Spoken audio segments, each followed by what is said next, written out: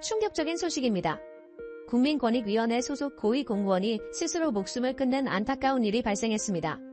이번 사건은 현 정부의 부패 방지 정책과 권력 남용에 대한 심각한 의문을 제기하고 있습니다. 세종시 한 아파트에서 권익위 소속 김 국장이 숨진 채 발견됐습니다.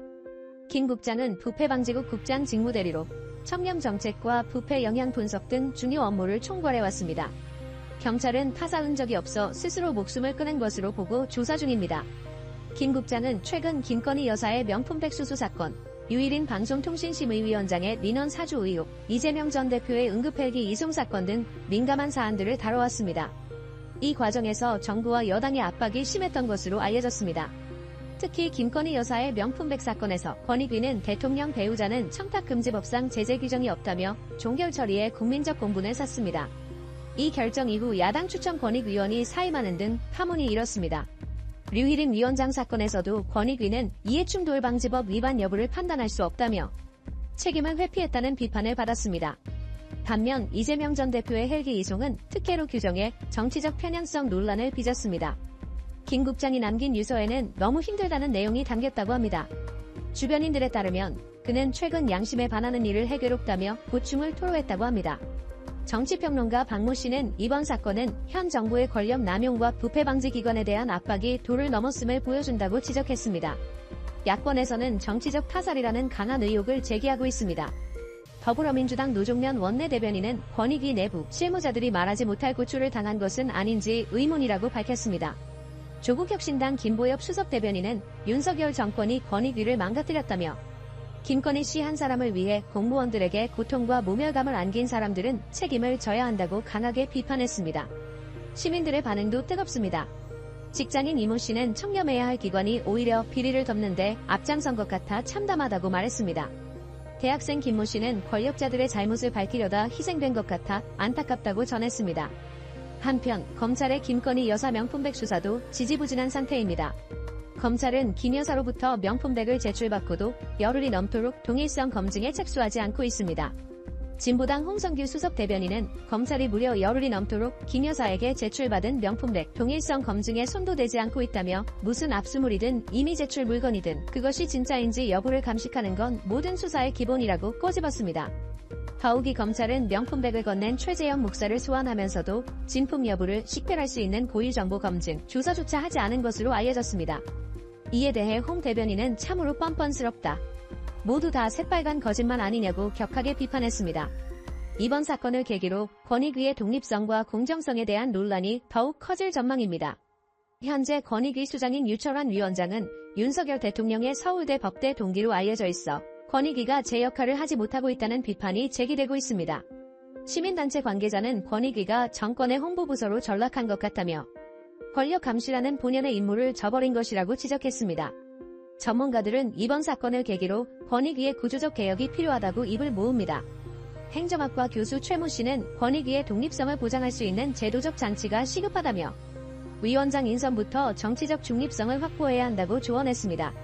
이번 사건은 단순한 개인의 비극을 넘어 우리 사회의 부패 방지 시스템과 권력, 견제 장치의 실패를 보여주는 사례라는 평가가 나옵니다. 권력기관의 독립성과 공정성 확보, 그리고 공직자들의 양심을 지킬 수 있는 환경 조성이 시급한 과제로 대두되고 있습니다. 여당은 아직 이 사건에 대해 공식 입장을 내놓지 않고 있습니다. 하지만 야당과 시민사회는 철저한 진상규명과 책임자 처벌을 요구하고 있어 향후 정치권의 격렬한 공방이 예상됩니다.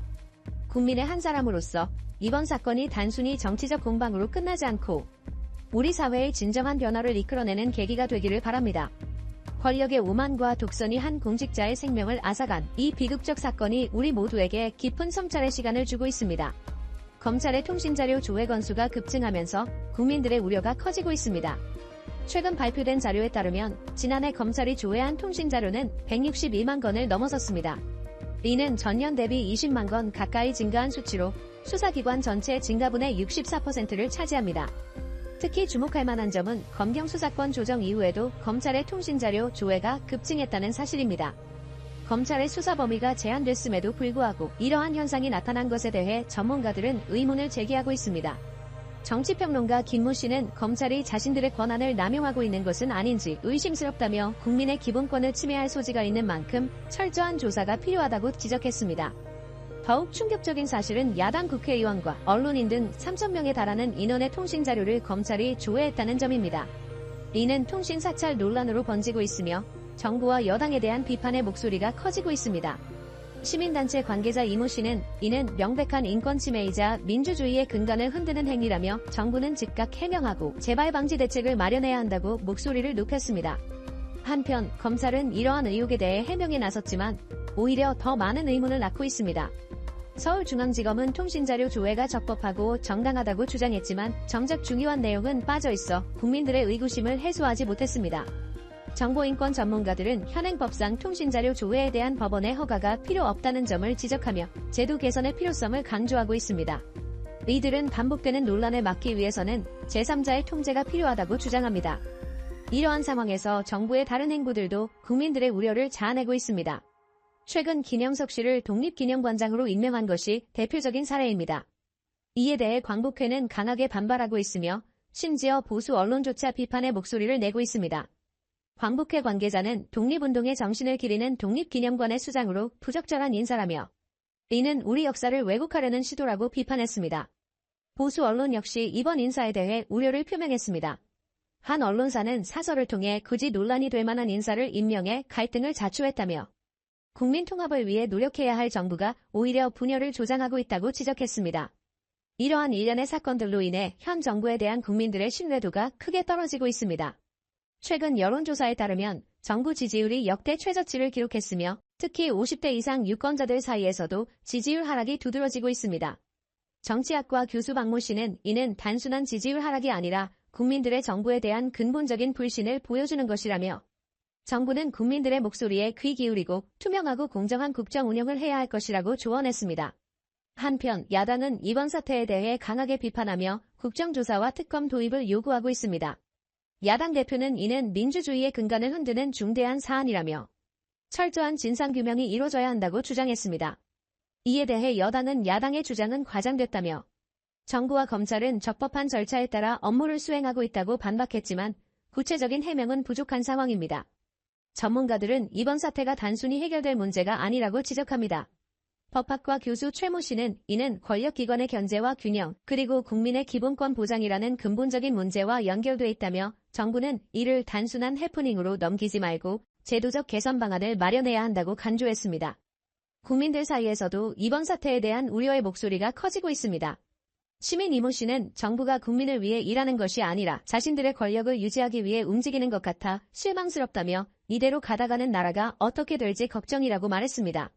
이처럼 검찰의 통신자료 조회 급증과 정부의 논란적 인사 등으로 인해 국민들의 불신이 깊어지고 있습니다.